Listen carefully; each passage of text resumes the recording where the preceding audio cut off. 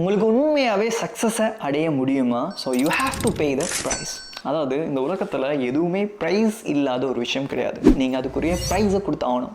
சக்ஸஸுக்கான price என்ன அப்படின்னு சொல்லி நீங்கள் திங்க் பண்ணலாம். டயர்ட்லெஸ் நைட்ஸ் இருக்கணும். தூங்காமல் உங்களுடைய ஒர்க்கிட்ட கன்சிஸ்டன்சியை நீங்கள் ஃபேஸ் பண்ணணும். நிறைய ஹெட்ஏக்ஸ் இருக்கும், எம்டி பேங்க் அக்கௌண்ட்ஸ் இருக்கும், நிறைய நெகட்டிவிட்டிஸ் ஃபீல் பண்ண வேண்டி வரும். இது மட்டும் இல்லாமல் எக்கச்சக்கமான விஷயங்களை நீங்கள் கோ த்ரூ பண்ணி லோட் ஆஃப் பெயினையும் பார்த்து அதுக்கப்புறம் பார்த்தா அந்த சக்ஸஸ் அப்படின்னு சொல்கிற இடத்துக்கு நீங்கள் வருவீங்க.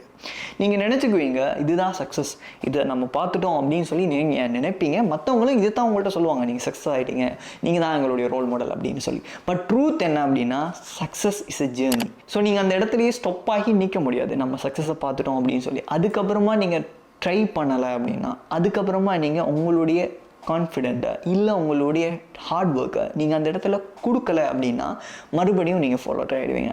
ஸோ சக்ஸஸ் அப்படின்னு சொல்கிறது ஒரு ஜேர்னி தானே தவிர அது ஒரு டெஸ்டினேஷன் கிடையாது. மோர் ஆஃப் த ஸ்டோரி ரொம்ப சிம்பிள் தான். சக்ஸஸ் அப்படின்னு சொல்கிறத நீங்கள் அடையணும்னா அதுக்கான ப்ரைஸை கொடுக்கணும். அந்த ப்ரைஸ் ரொம்ப சீப்பாகலாம் கிடையாது, இருக்கிறதுலேயே ஹார்டான ப்ரைஸாக தான் இருக்கும். 1 மில்லியன் கொடுத்துட்டு சக்ஸஸ் எடுக்க முடியுமான்னு கேட்டால் தான் கிடையாது. நீங்கள் அதுக்கு எஃபர்ட்டை ரொம்ப ரொம்ப அதிகப்படுத்தி கொடுக்கணும், நிறைய விஷயங்களை கோத்ரூ பண்ணணும். அந்த ஜேர்னி உங்களுக்கு சொல்லித்தரும் அந்த சக்ஸஸோட டேஸ்ட் எப்படி இருக்குது அப்படின்னு சொல்லி. ஒன்ஸ் யூ ஃபீல் தட் நீங்கள் கிவ் அப் பண்ண மாட்டீங்க.